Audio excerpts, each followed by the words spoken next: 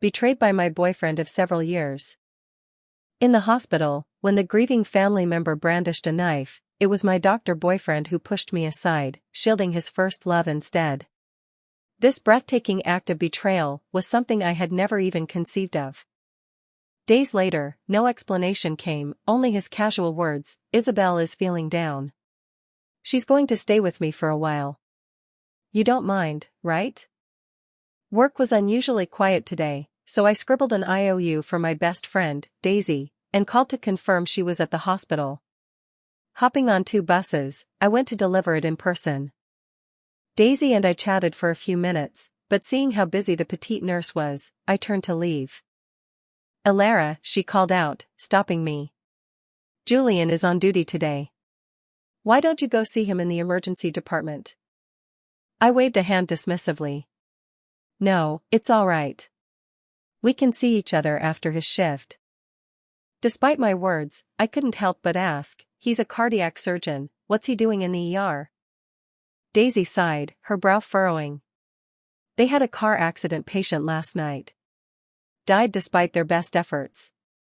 The family is here demanding answers. Julian was one of the surgeons, he has to deal with it." Oh. A shiver ran down my spine at the mention of death. I think I will go see." News reports of patient-family conflicts in hospitals had become commonplace in recent years, a murky territory where blame was hard to assign.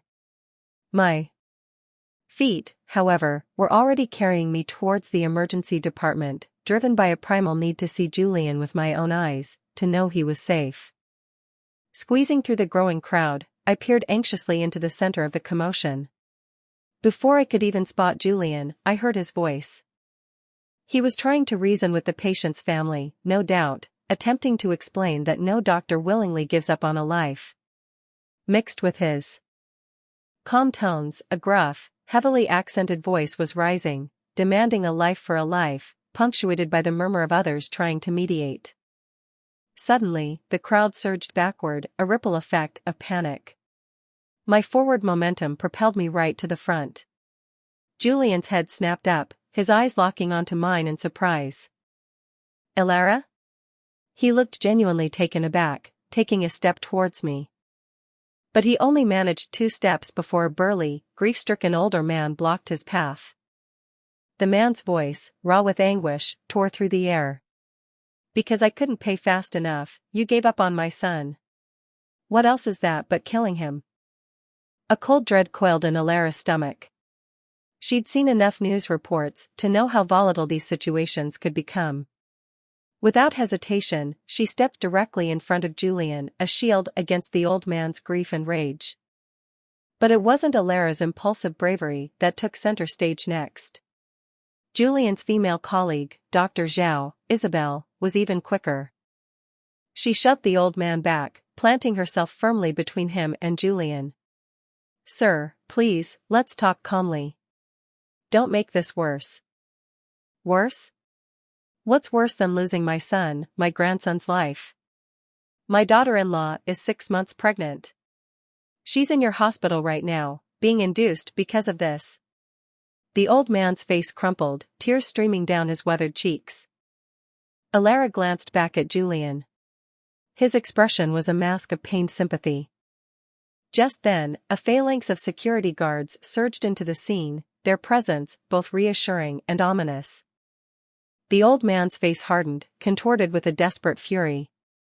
In a horrifyingly swift motion, he pulled a fruit knife from his pocket. He pointed the gleaming blade at Elara and Isabelle, who stood closest. "A life for a life. That's only fair." Elara's breath hitched in her throat. The sharp point of the knife shimmered menacingly, blurring the line between life and death. Time seemed to warp and distort. Then, Julian did the unthinkable. He wrenched his hand from Elara's grasp, shoving past her with an almost violent force. He lunged forward, shouting, "Get out of the way! Isabelle!" Isabelle? This female doctor, Dr. Zhao, was Isabelle. The Isabelle, Julian's first love, the woman he'd pined for a decade. The world around Elara tilted, then shattered. Boom. The sound echoed in her ears, louder than the frantic shouts around her.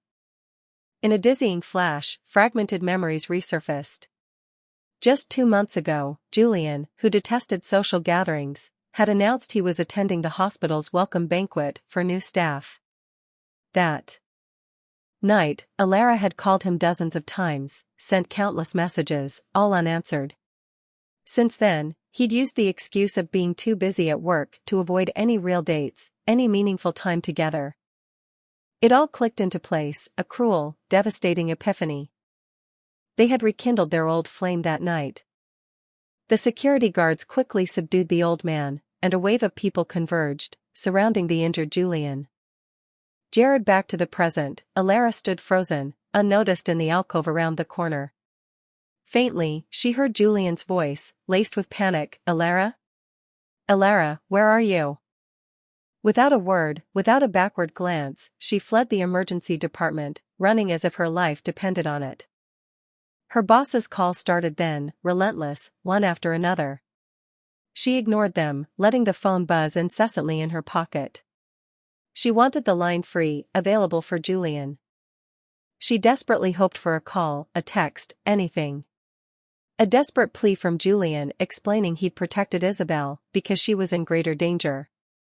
Ideally, he'd craft a flawless explanation, airtight and convincing, erasing every doubt, every suspicion that now gnawed at her. But there was nothing. 6 number 5 buses lumbered past, their red brake lights mocking her.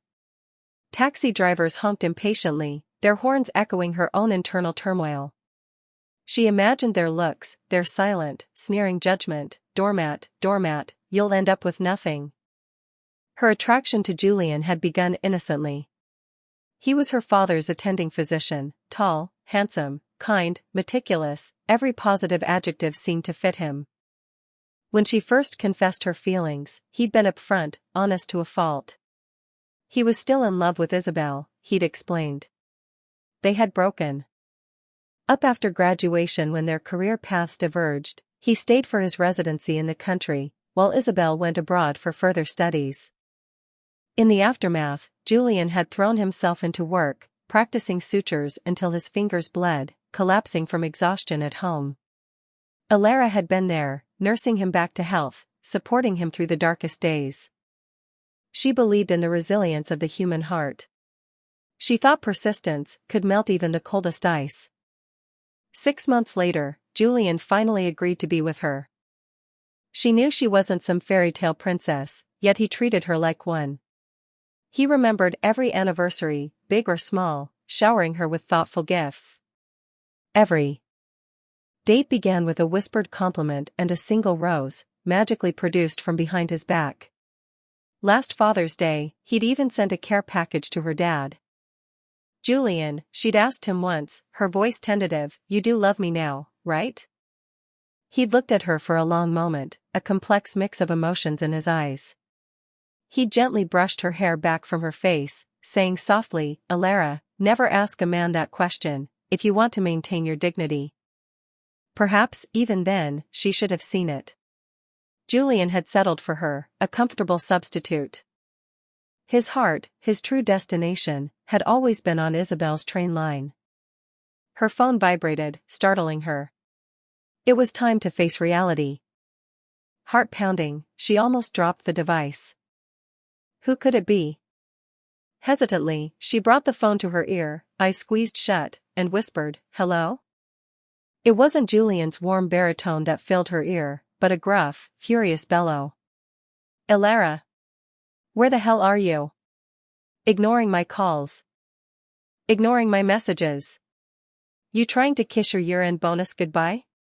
Hang up on me again, and I swear you won't see a penny. The company's folding, bankrupt. I'm running for the hills. Get your ass back here now." The line went dead with a click. Alara stood frozen, phone clutched in her hand, processing the onslaught. The man yelling at her was her boss, Chen, a perpetually grumpy, almost 50-year-old man. The freight company had been hemorrhaging money for the past year. Orders were scarce, barely enough to cover rent. Everyone except Alara, who felt indebted to old Chen for past kindnesses, had jumped ship within a week. They'd tried everything to revive the business, accepting any and all deliveries, hustling for new clients, even renting out half the office and warehouse. Nothing had worked. Bankruptcy had become inevitable. When she finally returned to the office, she found it stripped bare. The sofas, chairs, computers, even old Chen's cherished tea set, were gone. Old Chen thrust 3 thick wads of cash at her. "Take it. Find something new."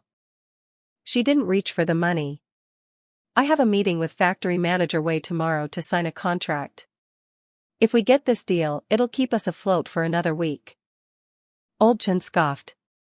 "That helmet factory? Cheap garbage, you can crush them with one punch. I'm not touching that business. Then I'll call our old partners, one by one. Beg them to work with us. I refuse to believe we're completely out of options." "Not out of options, just out of time and money." Old Chen's voice rose, his face flushed. "You go do whatever it is you young people do. You're 25, prime of your life. Don't chain yourself to a sinking ship. I'm done with this business. Spent half my life hustling, now I just want some peace. Don't you dare become my millstone, just take the damn money." He shoved the 30,000 yuan into her arms. The weight of the cash felt like the weight of failure itself, crushing her. "Is there really nothing else we can do?" Tears welled in her eyes. She felt the dam finally breaking, the grief and stress of everything finally finding an outlet. Old Chen clicked his tongue, looking at her with a mixture of exasperation and something akin to pity. "Look at you, pathetic. You acting like you're about to starve?" Her tears flowed freely, unstoppable.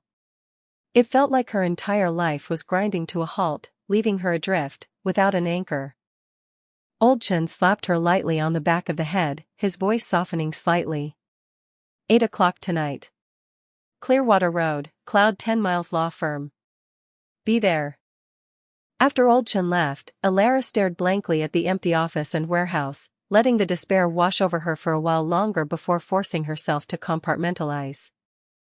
She wiped her tears on a tissue, plastered on a brave face, and went to the bank.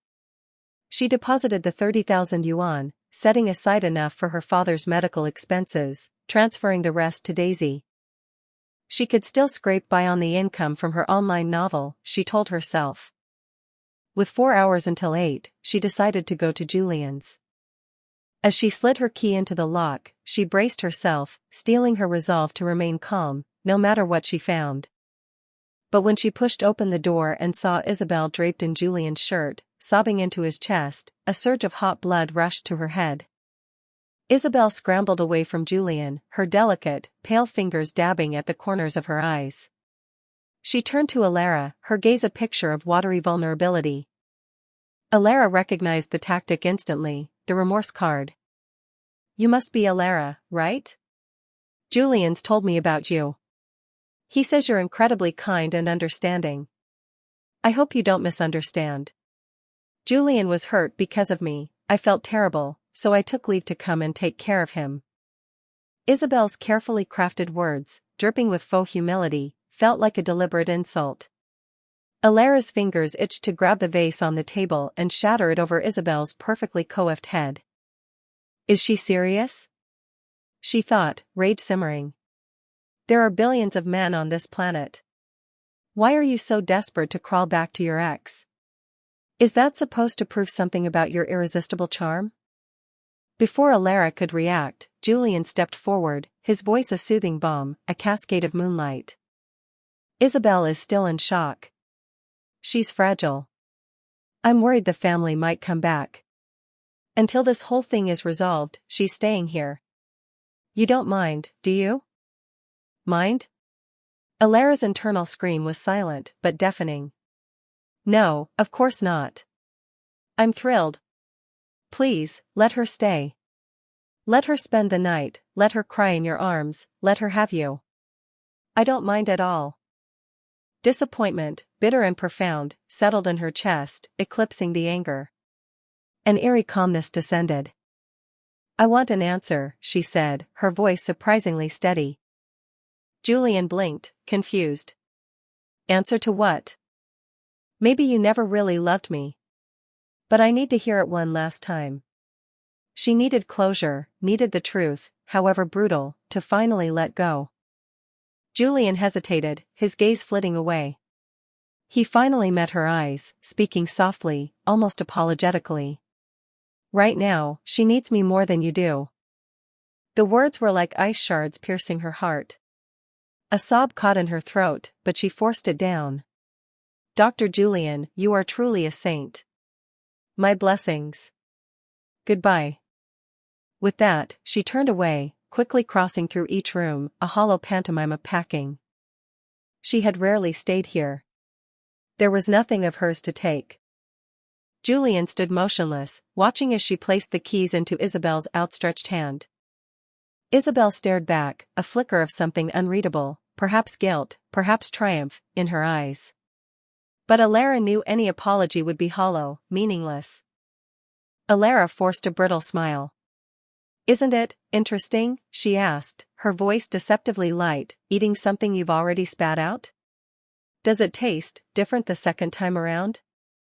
Isabelle's face flushed scarlet. Julian's expression was equally unpleasant. Leaving them to choke on their discomfort, Alara walked out the door. Kindness, understanding, generosity, it had all been a carefully constructed facade, a mask for the resentment that had festered beneath the surface, the bitterness of always having to minimize herself to fit Julian's expectations. The truth was, she was petty, jealous, and small-minded. Ever since she'd learned of Isabelle's existence, a green-eyed monster had taken root in her heart, whispering venomous wishes that Isabelle would simply vanish. But Isabelle wasn't the only one with two faces. Alara had one too. Look at her now, so bold, so powerful, silencing them both with a few sharp words. A choked laugh escaped her lips, then another, escalating into near hysterical giggles. A gust of wind whipped through her hair, snapping her back to reality. What the hell was she doing? Rain began to fall, a cold, persistent drizzle. She went back to her own small apartment, took a long, hot shower, changed into clean clothes, and cooked a simple bowl of noodles. She ate mechanically, then collapsed onto her bed, drawing in deep breaths, exhaustion finally pulling her under. At 9:30 that evening, her phone shrieked, ripping through the quiet. Old Chen's name flashed across the screen. Oh, no. He launched into another tirade, his voice a gravelly roar. Alara, you better be in a damn hospital, you hear me? What time is it? You think big-shot lawyers have all day to wait? Know your place, girl. Go back to your village and shovel manure, you hear me? Relief washed over her. Old Chen hadn't cursed. Past experience told her that as long as Old Chen refrained from swearing, there was still a chance. She scrambled to her feet, Old Chen's familiar, booming curse echoing in her ears, you goddamn, get your ass over here. Okay, on my way. In this city, with her bachelor's degree, finding another job wouldn't be impossible. But what she needed was seamless transition, no gap between jobs. She needed money, desperately. The debt from her father's heart bypass surgery was a crushing weight. Her self-imposed deadline, 2 years to pay it all back. Already running late, she couldn't risk waiting for a bus. Gritting her teeth, she hailed a taxi. Arriving at Cloud 10 Miles law firm, she stared, bewildered, at the lawyers' portraits lining the wall. But when Old Chen introduced her to his friend, bewilderment morphed into complete paralysis. She nearly stumbled. The office was brightly lit, revealing the man's sharply defined features. Single eyelids, a high, prominent nose, thin, decisive lips. Recognition hit her like a jolt. She knew him. She'd seen him on TV, in newspapers, and once, unforgettably, in Julian's cardiac surgery ward. Alistair C., Yun City's renowned lawyer, and Julian's patient. Alistair didn't even glance up, exhaling a plume of smoke at a document in his hand. Summoning her courage, she approached him. Before she could even manage a greeting, he spoke, his voice cool and direct.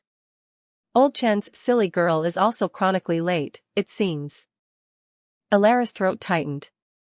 She was caught somewhere between wanting to retort and being completely speechless.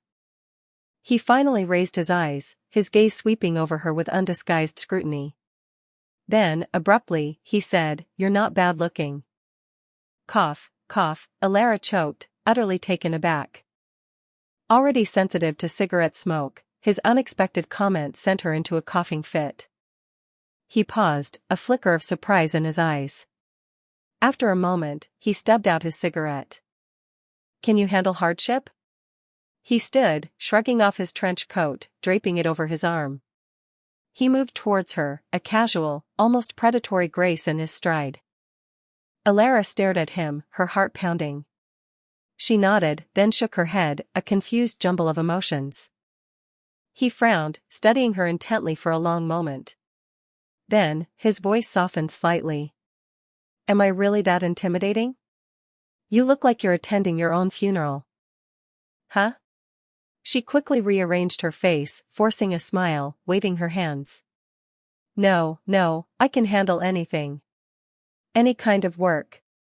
But, before anything else, could I ask you something?" He raised an eyebrow, then nodded curtly. "I know what you're going to ask."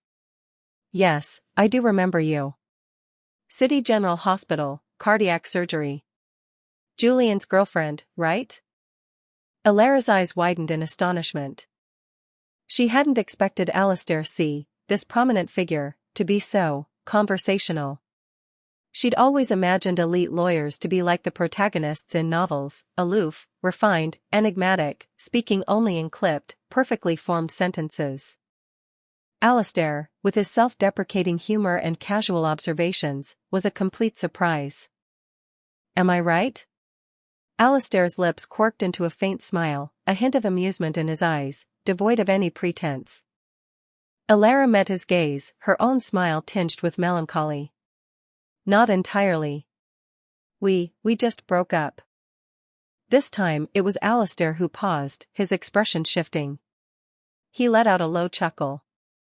"Good riddance. That guy didn't deserve you." Alara blinked, unsure how to process his unexpected comment. She remembered her first encounter with Alistair vividly. Julian had been on his third consecutive night shift and his gastritis had flared up. She'd brought him a thermos of ginseng and pork stomach soup. Julian had been looking up at Alistair, speaking with deferential politeness. He'd turned, a shadow of annoyance crossing his face when he saw Alara. He'd exchanged a few perfunctory words with her, placed the soup on the desk, then turned back to Alistair, offering an apologetic glance. Alistair had stood bathed in the backlight from the window, radiating an aura of effortless power, every inch the high-level elite. He'd given Alara a polite nod, a hint of amusement in his dark eyes. It was her first time meeting a real celebrity, so the encounter had been etched in her memory. She vaguely recalled him raising an eyebrow at Julian and asking, "Girlfriend?" But what had Julian's reply been? She couldn't quite recall.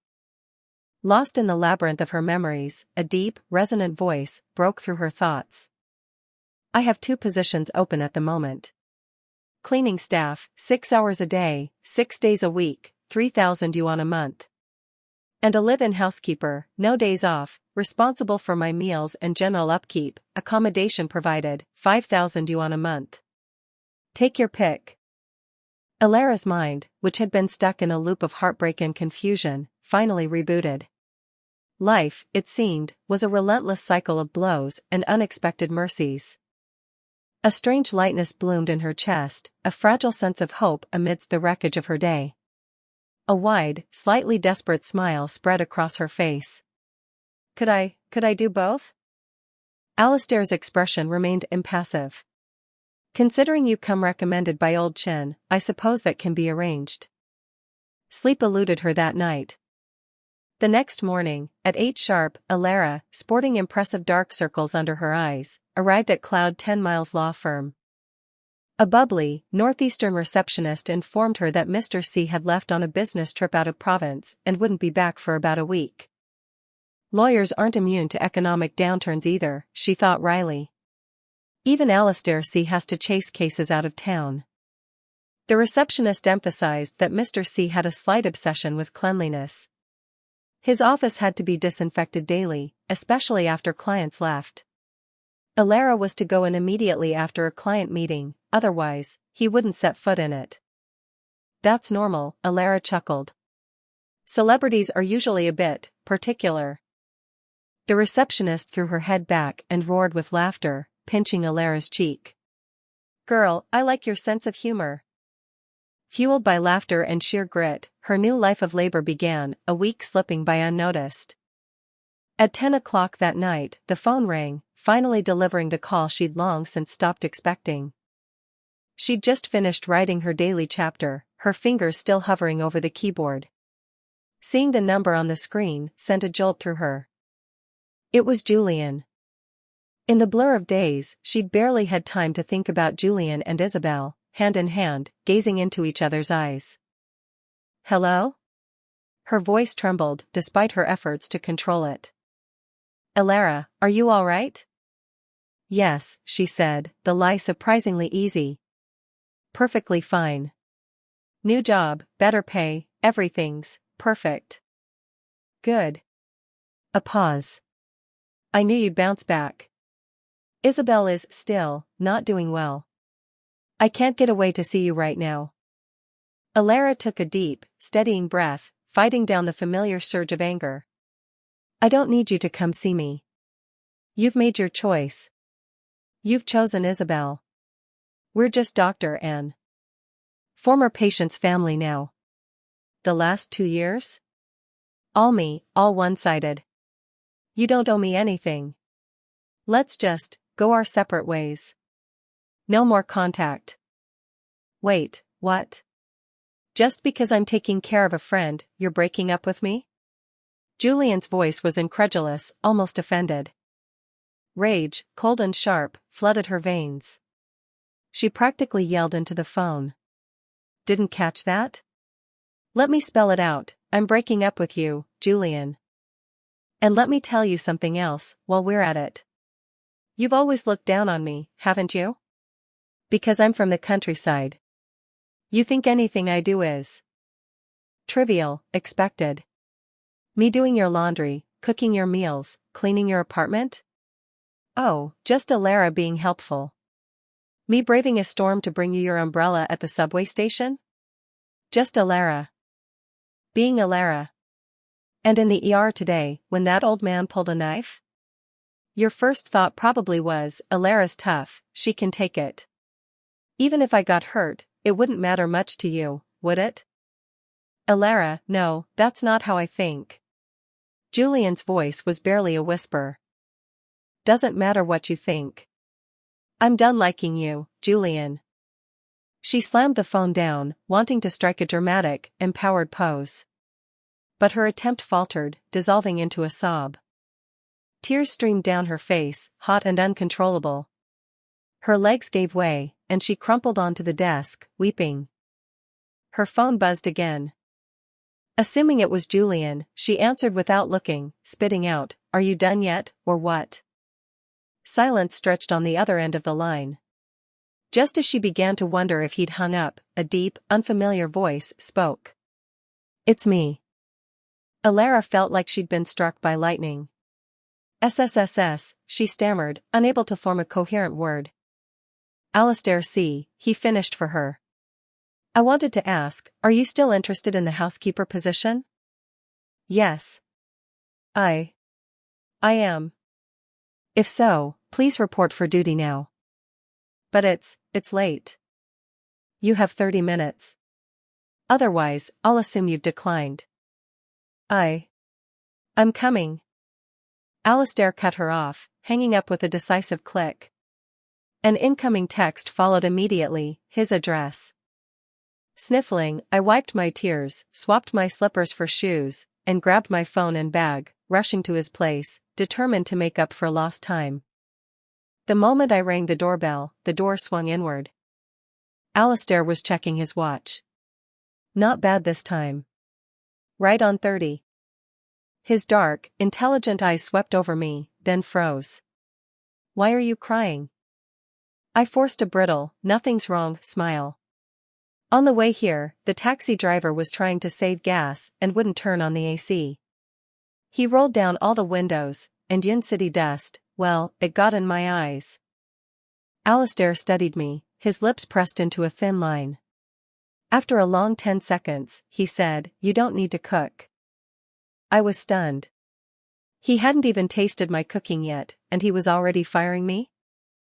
Alistair stepped aside, gesturing for me to come in. I was completely unsure of what to make of him, but this job was a lifeline old Chen had secured for me with his connections. I couldn't afford to lose it, whatever was going on. I tentatively stepped into Alistair's home. Daisy, the receptionist, had mentioned his slight obsession with cleanliness. Now, seeing it for myself, I believed it wholeheartedly.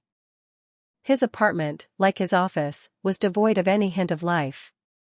It looked pristine, perfect, exactly like a show home in a design magazine. I instinctively retreated, stepping back out and whispering, "Do you have shoe covers?" He blinked, a bead of confusion.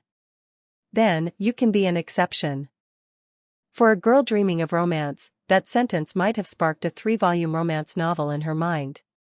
But I was freshly heartbroken, and here for work. Romance was the furthest thing from my thoughts. I re-entered, slipping on the disposable slippers he handed me, each step measured, constantly glancing back to check for any trace I'd been there. Alistair opened his mouth as if to speak, then seemed to change his mind, swallowing his words. "You just got back from a trip," I said, trying to fill the awkward silence. "You must be exhausted. Let me see what's in the fridge. I can whip up something simple." With that, I headed towards the kitchen. "Hey, wait." Alistair's voice trailed off as I froze in the kitchen doorway. His kitchen was a stark contrast to the sterile living room. Where the living room was minimalist perfection, the kitchen was overflowing. Everything imaginable seemed to be there: poultry, fish, meat, eggs, a vibrant array of fruits and vegetables. My smile faltered, my expression stiffening. "This is quite the stock, isn't it?" Alistair tilted his head, gazing at the ceiling with an almost ethereal air. His tone was nonchalant. "Daisy prepared it all beforehand. She can't cook, just dropped everything off and left. But don't bother, I can manage." "Why?" I asked, genuinely confused. He'd practically ordered me to come immediately to start work. He lowered his gaze, as if pondering, then looked up at me, his expression serious. "I heard that when people are upset, their cooking tastes bitter. I don't like bitter food." I was speechless again. But I knew why I was here. There was no way I was going to stand by while my boss cooked his own dinner. "You should rest," I insisted. "Don't want to overwork your heart." My father's bypass surgery from a few months ago flashed through my mind, the memory still sharp with anxiety. Alistair paused, a flicker of surprise in his eyes. "Heart?" He seemed to remember he was supposed to be a patient. He touched his chest, his face clouding over with a slight frown, and turned to leave the kitchen. Half an hour later, I triumphantly placed a balanced meal of meat, vegetables, soup, and rice on the table. Then I efficiently retreated to the kitchen, organizing and cleaning the remaining ingredients, putting them away in the refrigerator, and wiping down the surfaces. Just as I finished, Alistair emerged, having finished his meal. I moved to collect the dishes, but he stopped me. "I'll take care of it." And he did. He gracefully donned a pair of gloves, turning to me with a soft smile. "Go relax." The kitchen light was warm and gentle, casting a soft glow on Alistair. He was wearing a dark gray loungewear set, sleeves pushed up to his elbows, meticulously scrubbing away at the dishes. I wondered about his age. He looked barely 25 or 26, yet Daisy, almost 40, called him Teacher C. Magazines described him as mature beyond his years, a formidable talent. Celebrities were always enigmas, I supposed, their age a carefully guarded secret, a fluid concept in the public eye. He seemed to sense my gaze, turning his head, a faint smile playing on his lips. Staring at me again? I coughed, feigning embarrassment. Alistair, unfazed, dried his hands with deliberate calm, then retrieved a bottle of red wine from a cabinet. This is from Chile, he said, holding it up. Been sitting here for ages, no one to share it with. You're here now, care to try some? Without waiting for an answer, he poured 2 glasses, handing one to me. Politeness demanded I accept. Refusing would be rude. I took a sip. It was, as expected, leagues beyond my father's homemade wine. Each sip tasted faintly of money. It's late, I said, placing my glass down. I should head back. He swirled the wine in his glass, taking a slow sip, then another. While it might seem a bit presumptuous, he began, his tone casual, I must point out that taking care of my meals and household is your job. And your salary started accruing a week ago. Considering old Chen's favor, I'm happy to let you commute, but you can't expect me to be at a complete loss, can you? He had a point. A job was a job, wasn't it? I nodded slowly, heavily. I'll stay. I'll go back and pack my things after work tomorrow. He glanced at me, a hint of reproach in his gaze. Since it's over, don't keep torturing yourself. Crying your eyes out, ruining your health. Foolish behavior. A spark of annoyance flared. He was my boss, not my therapist. What right did he have to comment on my love life? Glaring at Alistair, I snapped, who's torturing themselves? I'm here cooking for you, aren't I?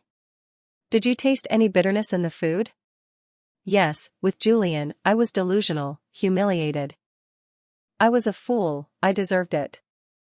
But have you ever been in love? If you've ever been dumped by someone you loved, you'd understand this isn't some pathetic self-indulgence. It's just the love and passion haven't quite left yet.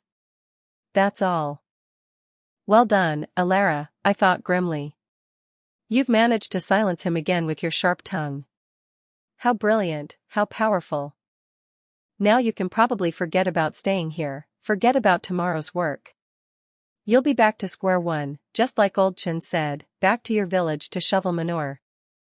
Alistair was looking directly into my eyes, our gazes locked, the air thick with unspoken tension. My anger subsided, leaving behind a hollow ache. I spoke, my voice softer, strained. I didn't mean to lash out at you. His expression remained impassive. He refilled my glass, the ruby liquid swirling. And I didn't mean to scold you. Perhaps we just have different views on love. I wouldn't waste time on it. If I'm in a relationship, it's with marriage in mind. I blinked, surprised. You're not angry? He didn't meet my gaze, his glass clinking lightly against mine. A crisp, clear sound in the quiet room. Of course not. I'm not one to offer a convenient out. But next time, you can forget about a day's pay. Cleaning the entire law firm was no small feat. It took me almost 2 hours to scrub every window, floor, table, and chair until they gleamed. I was wrestling with a piece of gum stubbornly stuck to the bathroom floor when Daisy called me to disinfect Alistair's office. Wiping sweat from my brow, I changed into fresh rubber gloves, grabbed the spray bottle and a cloth, and headed over. Alistair held up a hand, blocking my entrance, stopping me at the doorway. I thought he was worried I'd tracked dirt in. I sprayed disinfectant liberally on my shoes, arms, even my clothes. He frowned slightly, a hint of amusement in his eyes. Wait a moment before you come in. I watched as he adjusted the air conditioning to ventilation mode, throwing open the windows. The cross breeze quickly dissipated the lingering scent of cigarette smoke. A warm feeling bloomed in my chest. I hadn't expected a man I barely knew to be so thoughtful? To remember my aversion to smoke? 4 o'clock was my official quitting time. I was planning to take the bus back to my apartment to pack when Alistair pulled up in his car, stopping right in front of me. His expression was earnest. "I need to see a client." "I can drop you off, it's on my way." "My place is really out of the way," I protested. He brushed aside my objection. "Get in. We need to discuss work." "Oh." I reached for the back door handle, but he spoke again. "Front seat." And so I found myself in the passenger seat, feeling distinctly uneasy. Aside from the intoxicating scent of his car, just his focused gaze from the side was enough to make me want to jump out and run. Instinctively, I pulled out my phone, pretending to take notes, saying, "Okay, tell me about work." He chuckled softly, turning his head back to the road. He actually started to discuss work. "Tonight, I'd like ginseng and pork stomach soup." Ginseng is in the cabinet. The pork stomach, you might need to get that from the supermarket. I considered this. Supermarket pork stomach was at least a third more expensive than at the wet market. He wasn't expecting me to pay for it, was he? Hiding my face behind my phone, I said deliberately, "Okay, once I get back and pack, I'll grab my agricultural bank debit card and go to the supermarket to swipe it for you." He glanced at me, a knowing look in his eyes, then simply placed his wallet in my hand. Not much cash in there. All the card pins are the last 6 digits of the card number. No, this isn't right. I'd only been hinting for a bit of grocery money up front, not this. Alistair's lips curved into a faint smile. "If not you, then who?" he asked, his voice low. That single sentence sent a tremor through me, making my heart flutter erratically. I quickly turned my head to the window, trying to hide my blush and the sudden turmoil in my chest. What was Alistair playing at? My inner romantic alarm bells were ringing. "No, Alara, don't be ridiculous. You're just projecting. Don't read too much into it. Romance novels are clearly affecting your brain." Soft piano music filled the car. Alistair drove, his gaze fixed on the road ahead. My neck was starting to stiffen. As I stretched, I caught sight of his hands on the steering wheel. Long, elegant fingers. Beautiful. He seemed bored too, turning his head, his eyes meeting mine. And there it was again. Staring at me? If I said I was admiring your hands, he might think I was getting ideas. So I said, I was looking at the steering wheel. He turned his gaze back to the road, a knowing smile playing on his lips. "Something's missing from my hands. Did you notice?" I looked again. 5 fingers on each hand. All present and accounted for. "A ring," he said, his voice quiet. "Missing a ring." I gasped, genuinely surprised. "You've been married?"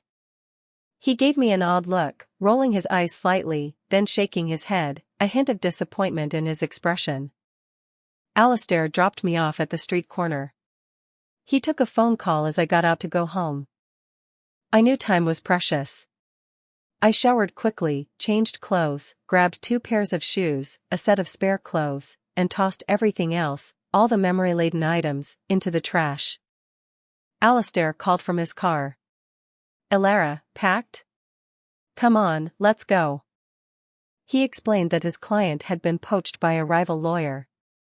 Serves him right, I thought, a petty satisfaction blooming. Even Alistair C., with his 90% success rate, wasn't immune to betrayal. Seeing Alistair like this, a strange sense of camaraderie, of shared vulnerability, washed over me. On the way to the supermarket, Alistair asked, sounding genuinely curious, what I usually bought when grocery shopping. I told him I usually went to the wet market or a big supermarket. Alistair rolled his eyes at me again. It wasn't like I was deliberately being difficult, but there was no logical reason to bypass the perfectly good wet market just around the corner in favor of a fancy supermarket 10 kilometers away. Alistair found me in the kitchenware aisle, pushing the shopping cart. I was admiring a quirky-looking bowl. Alistair took the bowl from my hands, checked the price tag, and shook his head. A bit expensive. I hadn't even wanted it. But 4 yuan for a bowl? Even I, a pauper, thought it was a steal. Alistair then picked up a strawberry-shaped side dish, checked the price, and declared, also a bit expensive. I glanced at the tag, special offer today, 2.5 yuan. Unbelievable. It was becoming increasingly clear that Mr. C was better suited to wet markets and discount stores than I was. In the vegetable section, I spotted cabbages on sale, for 0.2 yuan per pound. Excitement flared. Mr. C, these cabbages are cheaper than at the market. And the long beans are a great deal too. Let's get some. Alistair stared at me for 2 seconds, then pondered for another 2, before shaking his head firmly. Cheap things are never good quality. My face darkened. He was impossible to please. But he was the boss, and I couldn't argue. Forcing a smile, I put the cabbage back, trailing behind him. After what felt like an eternity, my phone's pedometer app showed I'd walked 5,000 steps. Yet the shopping cart remained stubbornly empty. I waved a hand in surrender. I can't anymore, Mr. C. You go ahead and shop. I'll wait for you at the rest area on the first floor. Nonsense, he said. We haven't bought anything yet. You know we haven't bought anything? I thought in exasperation. Everything is either too expensive or not good enough. And the pork stomach? Too smelly. I'm starting to suspect he's just here to conduct market research. Finally, Alistair stopped in the snack aisle, a chaotic landscape of brightly colored packages and sugary drinks. This time, he didn't check prices. He just grabbed things at random, sweeping along the shelves, filling the cart until it threatened to overflow. A vein in my temple throbbed. Mr. C, you eat all this? He shrugged dismissively. Does buying it mean I have to eat it? Can't I just look at it? Oh, right, just looking, I managed, my smile strained. Alistair seemed oblivious. Compared to all these snacks, he said, gesturing to the overflowing cart, I think those other things we looked at weren't so expensive after all. Let's go back and have another look. I had a sudden, overwhelming urge to swear, but reason prevailed. I trudged back with him. This time, however, I engaged in a little retail therapy revenge. No more good deals. I went straight for the most expensive options. Alistair picked up a 0.2 yuan cabbage. Cheap stuff, no good, I said. Let's get the baby bok choy, 15 times the price. Alistair reached for the strawberry dish. Too cute for your place. Let's get the Qinghua porcelain, 18 yuan each. In the seafood section, he hesitated in front of the king crab, wavering. I quickly told the sales assistant, we'll take the biggest one. Alistair looked at me, bewildered. I smiled sweetly, explaining, tomorrow morning, I'm planning to make you crab and cheese linguine. Alistair studied me for a few seconds, then a smile finally broke through. They say people who don't smile often have especially captivating smiles when they do. It was true. Alistair's smile was like a spring breeze, blooming with warmth, making my cheeks flush. Alara, he said, his voice softer. You should be like this more often. More smiles, more talking. I froze, momentarily speechless. My heart was still raw from heartbreak. How was I managing to smile at all? Alistair's phone ringing shattered the fragile moment. He frowned, telling me to wait there, and walked away to take the call in a quieter area. I leaned over, watching the fish in the tank, listlessly blowing bubbles. Idly, I glanced up and saw Julian and Isabelle entering the seafood section. Julian was pushing a cart, Isabelle's arm looped through his, chatting and laughing. Isabelle shivered, complaining about the cold air in the seafood section. Julian immediately took off his jacket and draped it over her shoulders. They exchanged a tender look, a picture of a couple destined to grow old together. I straightened up, watching them walk further away. A phrase popped into my mind, some people enter our lives simply to open our eyes. Julian, still unable to offer a single word of closure, already had his arms full of someone else. If I was still waiting for him, I'd be a fool. But I didn't regret loving him, not the genuine, brave love I'd offered. If I was lucky enough to find someone worthy again, I'd love with the same sincerity and courage. Alistair returned, his phone call concluded. At the checkout, he looked at my vaguely melancholic face, puzzled. "What's troubling you now?" I gestured to the overflowing cart, a chaotic mix of expensive groceries and junk food. "How many plastic bags are we going to need for all this?" The cashier, a friendly older woman, chuckled. "Your husband, in that suit, looks like he's got money to burn. Worried about a few plastic bags?" My face burned. No, he's not my husband. He's my boss." Alistair, unfazed, intervened smoothly, just one word different. "No need to explain." I wasn't stupid. If a man dared to make such overtly ambiguous remarks, it meant one of two things: either he was playing games, or he was playing games with a purpose. Testing the waters, I cautiously observed Alistair for the next 2 weeks. My conclusion: he was definitely interested in me. Because, apart from my surprisingly good cooking, I was utterly ordinary. Yet, he had a habit of lingering, his gaze often resting on me. When I was washing vegetables, he'd watch. When I was chopping, he'd watch. When I put the food in the wok, he was still watching. One day, I finally couldn't take it anymore. "Why are you staring at me like that? Worried I'm going to poison your food?" He replied, completely serious, "All right, no more staring. Pack your bags, you're coming with me on a business trip." Business trip turned out to be a blatant lie. Not a single piece of work was done. He dragged me across half the country, from south to north. Everywhere we went, I'd remind him, "You're here for work, not sightseeing." He'd always dismiss me with a casual, "Client was poached by a rival lawyer," and that was that. What really cemented my suspicions was that after our business trip vacation, his way of addressing me changed. Before, it was just Alara, which sounded perfectly normal. Now, he'd switched to Ilaria, sounding even more intimate than my own father. "Ilaria, you've been in the kitchen for over half an hour. What are you doing in there?" Alistair's voice drifted from the living room, his footsteps soft in his slippers. My heart fluttered like a trapped bird. The thought of confronting him about this made my hand holding the water glass tremble. I was more nervous than when I'd confessed my feelings to Julian. I took a sip, but before I could swallow, Alistair said abruptly, "Don't move." I froze, only my eyelids blinking. He leaned in, his hand brushing my hair back from my forehead. His chest was close, the clean, crisp scent of his shower gel reminding me that he hadn't smoked once since I'd moved in. Maybe, just maybe, he actually liked me? The thought sent a jolt through me. I gasped, choking on the water. Most of it sprayed out, landing on his chest and neck. The rest I swallowed hastily, coughing, tears stinging my eyes.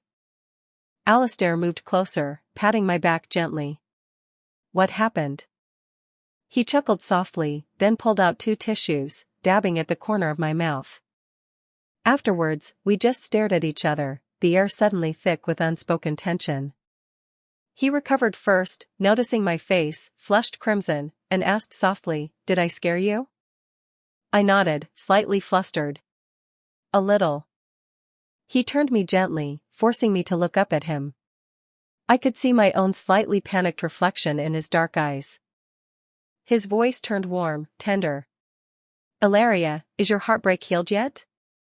It suddenly dawned on me. He'd taken me across the country, to help me heal? A strange warmth spread through my chest, a tingling sensation that made my heart feel like it was bubbling, overflowing with rosy fizz. But my mind went blank. I just stammered, why are you asking?" He brushed a stray strand of hair from my forehead again, leaning closer.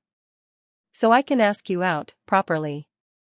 I completely lost track of my thoughts, only a vague sense that I should tell him to give me time to think. The next morning, wanting to avoid Alistair, I got up early, prepared breakfast, left a note, and planned to take the bus to the law firm. Waiting at the traffic lights, my father called, asking if I'd broken up with Julian. Afraid of upsetting him, but unwilling to lie, I hemmed and hawed, finally managing a single, hesitant, "Yeah. No need to beat around the bush. Your dad can see right through you. Definitely broke up, huh?" My father sighed heavily. As a doctor, I'd give Julian a 10 out of 10. But as a boyfriend? Maybe a 1. He seemed nice enough to you, my father continued. But you know what, honey? He never smiles. Especially this year, when I went for my checkup.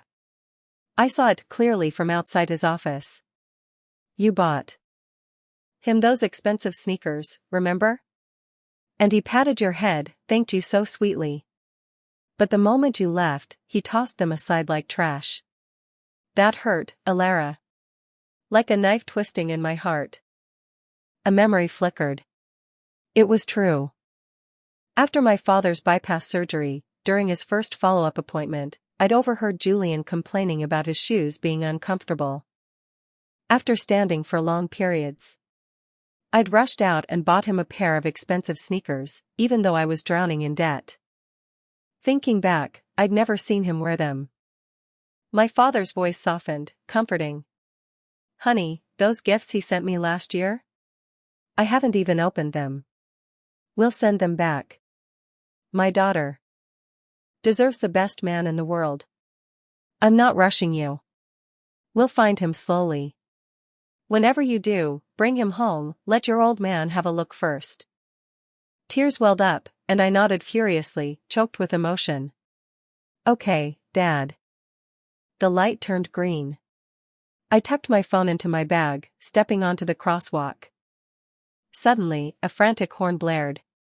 An arm yanked me back with brutal force, and I stumbled, falling into someone's arms. The impact was jarring, and the force of the pull sent both of us tumbling several feet. My eye slammed into a sharp stone on the pavement, a searing pain making me groan. The person who'd pulled me hadn't uttered a sound, but his tightly clenched jaw and furrowed brow spoke volumes of the pain he was enduring. Through my good eye, I stared at him, recognition dawning. "S.C. Alistair C.?" The truck driver, who'd run the red light, rushed over to help us up, profusely apologizing, and insisted on taking us to the nearest clinic. Throughout it all, Alistair's hand never left mine. The sheer force of his grip sent a shockwave through me. My right eye was already swelling, a grotesque purple bruise blooming around it. I insisted the doctor bandage it, hiding the ugliness beneath gauze. Now a one-eyed pirate, my field of vision was drastically reduced, the world appearing as if shrunk by 50%. Daisy, the receptionist, sashayed back and forth in front of me, a playful smirk on her face. "Ilaria, tell me again, I look like I've lost a ton of weight." I managed a lopsided smile, repeating the requested flattery like a broken record dozens of times. Finally, I added, "When you're not chasing lawsuits, you should look into cookbooks. When you become a grandma, you won't want to feed your grandkids gutter oil." What kind of talk is that? I'm a capable, lawyerly beauty, destined to be a perfect wife and mother. Yes, a perfect wife and mother who can't cook. Who says I can't cook? Every Northeastern woman knows how to cook. Mr. C said so. He said when he came back from his trip, you just dumped groceries at his place and ran. I presented my evidence, irrefutable. Daisy's eyes widened in mock outrage. Please, Mr. C is a germaphobe. He never invites any of us to his place. Not a single person here, including me, has even seen his front door, okay? My jaw dropped. Daisy, suddenly thoughtful, narrowed her eyes, peering at me with a knowing look. Why would he lie to you about that? Why would he lie to me about that? The question was too complex for my average intellect.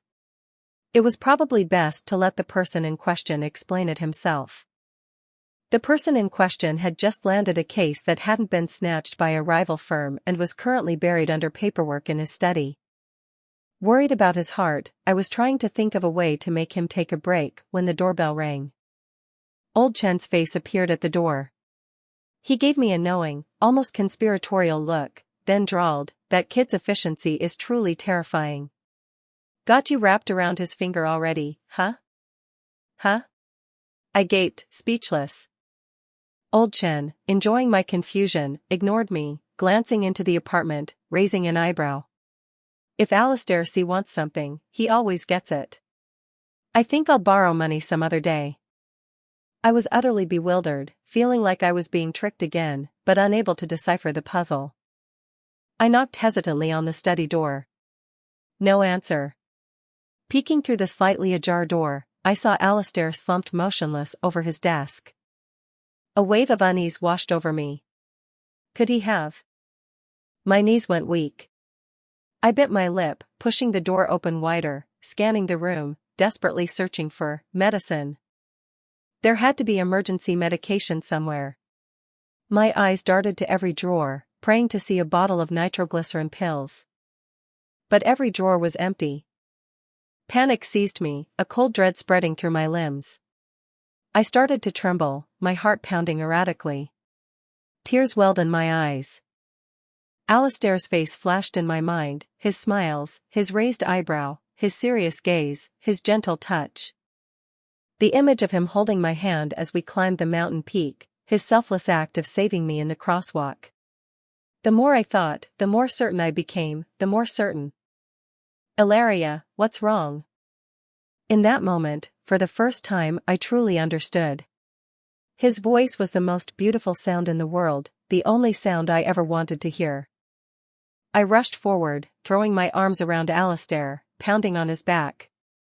I thought your heart was acting up again. And I couldn't find any medicine." Alistair stiffened, then seemed to sigh, his hand rising to gently pat my back, his voice laced with amusement. "Silly girl, don't worry. I'm fine." I clung to him, unwilling to let go, terrified he might collapse again. He rested his forehead against my neck, his voice warm, tender. "Ilaria, I'm sorry for scaring you. There's something I need to explain to you, seriously this time." I pulled back slightly, looking at him, suspicion still lingering. He gently brushed away a tear track on my cheek. Finally, he told me everything. "Do you believe in love at first sight?" he began. "6 months ago, my uncle showed me a photo of you. He said this silly girl was incredibly gullible, and a little bit of affection would have her eating out of your hand. In the picture, you were struggling to carry a huge cardboard box, but you were smiling so brightly. You should believe in love at first sight. Just seeing your photo made this 28-year-old man think about marriage. But then my uncle casually mentioned you had a boyfriend. I thought fate wasn't on our side. But then, when I went to the hospital for my checkup, I unexpectedly saw you in Dr. Julian's office. Dr. Julian hadn't touched the ginseng and pork stomach soup you'd made. He was about to throw it away, but I stopped him and brought it home. A shiver ran down my spine. I've chased career success, poured half my life into it. But thanks to you, thanks to your soup, I realized true happiness isn't about that. It's about the simple things, 3 meals a day, the warmth of home, the ordinary comforts of life. So, when my uncle told me you needed a job, I knew I had to find a way to keep you close." Finally, he looked directly into my eyes, his gaze intense, earnest. "I'm legal counsel to several companies, I've handled nearly 100 civil disputes, I understand the world, and I understand myself. Ilaria, marry me. I promise you won't regret it." What kind of proposal was that? And everything was moving so fast, too fast. Before I could react, Alistair pulled me closer, settling me naturally onto his lap. His breath was warm against my ear, getting closer, closer. Maybe Alistair's obsession with cleanliness wasn't so extreme after all. I looked at myself in the mirror. Hair a mess, face pale, only my eyes had a bit of life. And my bandaged eye made me look like a cyclopean pirate, or perhaps the fish-headed spirit from Big Fish and Begonia. I had no idea how Alistair could even consider kissing me. When Alistair accompanied me to the hospital to have the bandage removed, fate, or perhaps just Jin City's small size, intervened. We ran into Julian. He looked exhausted, like he'd been on night duty, his face pale, his lips bloodless. He froze when he saw Alistair and me. Alistair patted my shoulder gently, smiling. "I'll make a quick call." I nodded gratefully. "I'll find you in a bit." After Alistair walked away, Julian approached, his eyes meeting mine. An awkward silence hung between us. He broke the ice first. "Actually, I saw you at the supermarket the other day. With Mr. C." A flicker of surprise, then a wave of relief, washed over me. "You and Dr. Zhao seem to be doing well too." "Very, suited to each other." Julian protested weakly, "Isabelle and I, we're not together." His words trailed off, his gaze drifting towards Alistair, lost in thought for a moment. Then, he said, "I thought I could never love another woman after Isabelle. But your kindness, your care, slowly changed me. Seeing you with Mr. C in the supermarket. It hit me hard. I thought it was just possessiveness. But after days of reflection, I realized. Elara, I've fallen for you. For real. But I'm not in love with you anymore, Julian. Not every mistake can be undone. Everyone has their limits. Take care of yourself." Julian's eyes were red-rimmed, a self-deprecating smile twisting his lips. "If it was anyone else, maybe I'd have the courage to try and win you back. But facing someone like Mr. C, I don't stand a chance. Elara, I wish you happiness." "Thank you," I said softly. I took a deep, calming breath, and walked towards Alistair, a light spring in my step. He turned, seeing me approach, his smile warm, tender, and a little bit smug. "You look happy," he said, squeezing my hand gently, his eyes softening. "Of course," I replied. "Life's greatest blessings, to be understood, to be cherished, to be loved unconditionally. I have all three. What's not to be happy about?" Before the words were even out, he pulled me into a tight embrace. His beautiful eyes crinkled at the corners, a hint of mischief in their depths. "We've hugged, we've kissed, now we've publicly embraced. Shouldn't you introduce me to your parents?" My face flushed crimson. I squirmed slightly in his arms. "Introduce you to my parents, now? Why?" His dark eyes sparkled. "To ask for your hand in marriage, of course." Who said I was going to marry you?" I feigned resistance, my face composed, but my heart was practically exploding with joy. Back in Alistair's car, as he fastened my seatbelt, his head dipped close, his lips brushing mine, a searing, thrilling heat spreading from my lips outwards. My mind went blank. He gently stroked my ear, his voice, low and husky, sending shivers down my spine. "Ilaria," he murmured, "I pre-recorded something for you. If, after we're married, you ever decide to divorce me, for any reason, all my assets will be yours." Of course, I was touched. Beyond words. Outside the car window, the city blurred past, full of vibrant beauty. The setting sun painted the sky in fiery hues, a sense of long-lost hope flooding back into my soul. I glanced at Alistair, focused and handsome behind the wheel, and sent a text message to my parents. "Dad, set an extra plate." The end.